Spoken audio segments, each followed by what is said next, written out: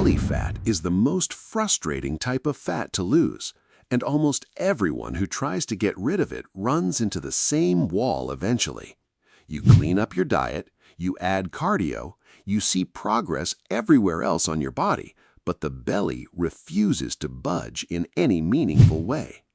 Before explaining the solution, it is worth understanding why this happens, because most people blame themselves when the real explanation is biological rather than personal.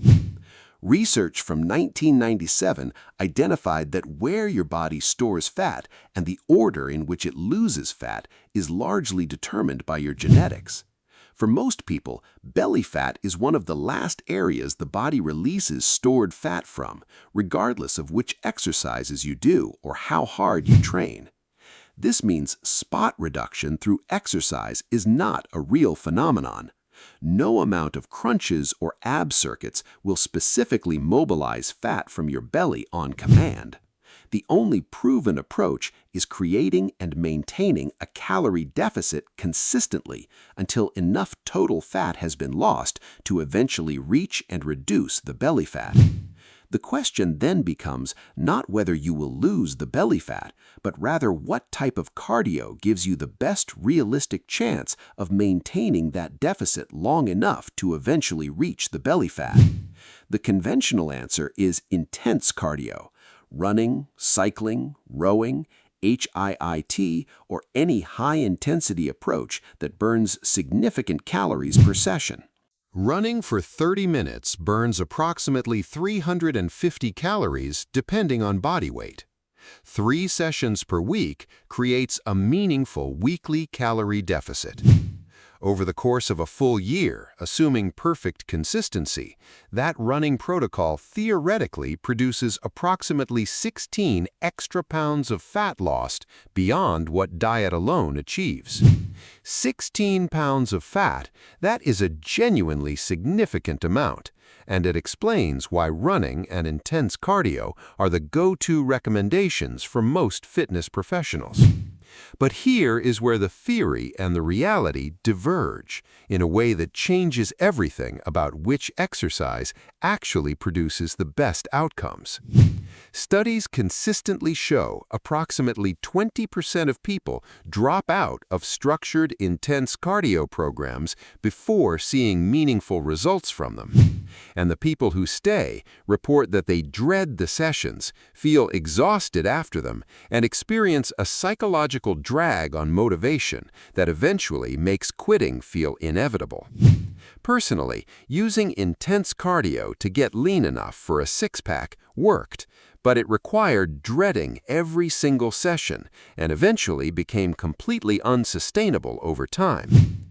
When the grind became too much, the cardio stopped and the fat came back faster than it left because nothing sustainable had been established in the process.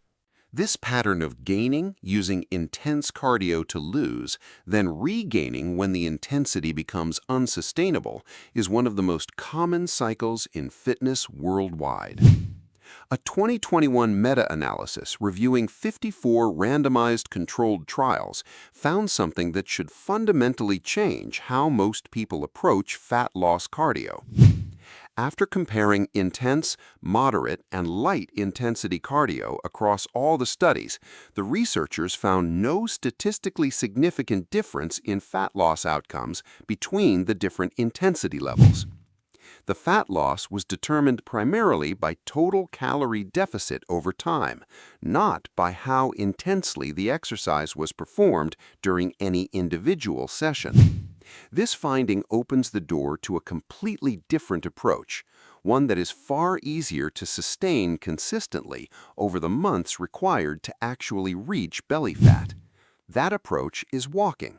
Not a special type of walking, not a branded protocol, just regular walking performed consistently for a meaningful duration each week.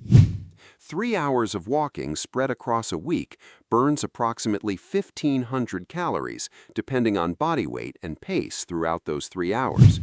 Over a full year, that creates the caloric deficit needed to lose approximately 9 pounds of additional fat beyond what diet alone produces in the same period. 9 pounds sounds like less than the 16 pounds calculated for running. But that comparison only holds if the running is actually sustained for an entire year without dropout. The person who walks consistently for 12 months will almost always lose more total fat than the person who runs intensely for 3 months and then stops entirely. Research has directly validated this comparison in a controlled setting. A study had participants complete 2.5 hours of brisk walking per week for 12 weeks. At the end of 12 weeks, the walking group had lost 3.5 additional pounds of fat beyond what diet alone produced across that same period. That extrapolates to approximately 14 pounds of additional fat loss per year from just 2.5 hours of walking spread across the week. Close enough to the running calculation to make the comparison genuinely meaningful while requiring dramatically less physical effort and producing dramatically higher long-term adherence rates. The reason walking works so well extends beyond just the direct calorie burn during the walk itself, which matters less than most people think. Exercise in general, and walking specifically, increases your metabolic rate for hours after the session ends through a mechanism called excess post-exercise oxygen consumption. Walking also tends to suppress appetite less aggressively than intense cardio, which means total daily calorie intake often remains more stable and controlled on walking days. And critically, walking does not leave most people feeling exhausted or depleted, which means training sessions continue to be completed rather than skipped or reduced in intensity over time. Devon is a real example of what walking can do when it is used as the primary fat loss tool applied consistently over an adequate time period. He had been exercising and dieting, but his fat loss had plateaued, and he was looking for the specific change that would restart his progress without adding more intensity. He increased his daily steps to 10,000 consistently over 10 months and lost 29 pounds of fat while simultaneously gaining 2 pounds of lean muscle mass.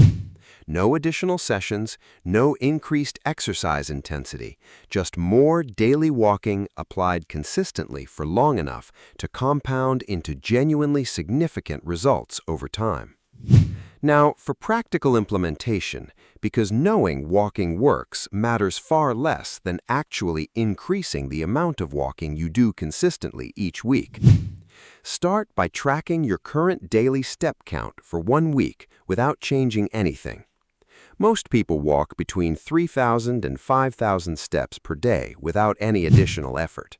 Once you know your baseline, add 2,000 steps to your daily average and hold that new level for 2 weeks before making any further adjustments. After 2 weeks at the new baseline, add another 2,000 steps and maintain that level for another 2 weeks before continuing to increase further. This gradual progression prevents the common mistake of dramatically increasing walking all at once, which creates soreness, fatigue, and eventual reduction back to baseline behavior. After 8 to 10 weeks of gradual increases, most people reach 8 to 10,000 steps daily without the effort feeling particularly significant or burdensome. If you have a desk job and cannot find time for dedicated walk sessions throughout the day, research provides one of the most surprisingly effective micro-habit solutions available. A study tested office workers who walked for 5 minutes during every hour of work over a full year against a control group that sat continuously without breaks. That simple habit of 5 minutes of walking per hour, not a gym session, not intense cardio, just brief, regular movement breaks spread consistently throughout a standard working day. Practical walking opportunities that most people overlook include parking further from entrances, taking stairs instead of elevators, taking phone calls while walking rather than sitting, walking during lunch breaks, walking after dinner, which research has specifically shown improves blood sugar regulation after meals better than any other timing of physical activity. The most important point to understand before implementing any of this is that walking only produces fat loss when combined with a genuine calorie deficit from nutrition.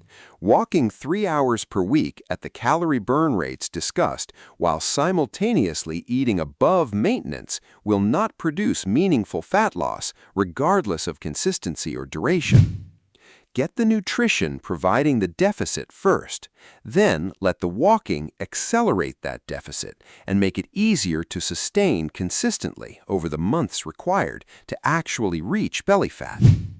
That combination of sustainable nutrition and consistent walking is exactly what separates the people who successfully lose belly fat from those who cycle endlessly through the same frustrating patterns.